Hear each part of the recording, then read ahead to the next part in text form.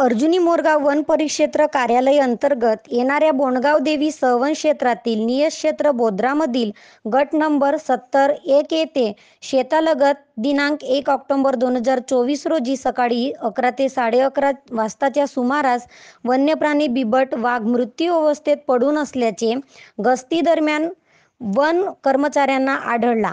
सदर घटनेची माहिती मिळताच अर्जुनी मोरगाव वन परिक्षेत्रातील क्षेत्र सहाय्यक वनरक्षक यांनी अर्जुनी मोरगाव पशुधन विकास अधिकारी डॉक्टर उज्ज्वल बावनथडे यांच्यासह घटनास्थळी उपस्थित होऊन मौकास्थळी मृत वन्यप्राणी बिबट वाघाची पाहणी केली असता मृत बिबट वाघाच्या शरीरावर, मानेवर, मागील पायावर, पोटावर दातांचे निशाण आणि मृत बिबटचे समोरील एक पाय पूर्णपणे मोडलेल्या अवस्थेत आढळून आले।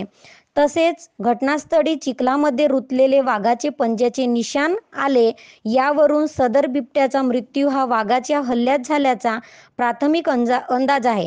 सदर घटनेची माहिती मिळताच अर्जुनी मोरगाव वन विभागाचे गोंदियाचे उपवनरक्षक प्रमोद कुमार पंचभाई, नवेगाव बांधचे प्रकाश निष्कासन अधिकारी अविनाश मेश्राम, अर्जुनी मोरगाव तहसील कार्यालयाचे नायब तहसीलदार मंगेश क्षीरसागर, वन परिक्षेत्र अधिकारी सदाशिव अवगान, मानद वन्यजीव रक्षक मुकुंद धुर्वे यांनी घटनास्थळी भेट देऊन पंचनामा केला।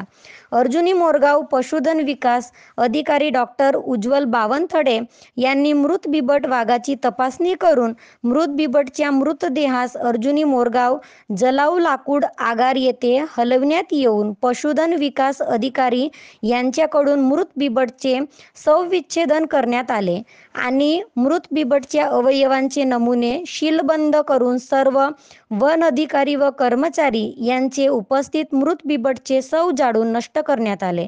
सदर बिबट वाघ वन्यप्राणी मृत्यू प्रकरणी वन गुन्हा जारी करण्यात आला असून गोंदिया वन विभागाचे वन रक्षक प्रमोद कुमार पंचभाई यांच्या मार्गदर्शनाखाली नवेगाव बांधचे प्रकाश निष्कासन अधिकारी अविनाश मेश्राम हे पुढील तपास करीत आहेत। News reporter Suresh Jipkate, Zee India 24 तास न्यूज चॅनल गोंदिया।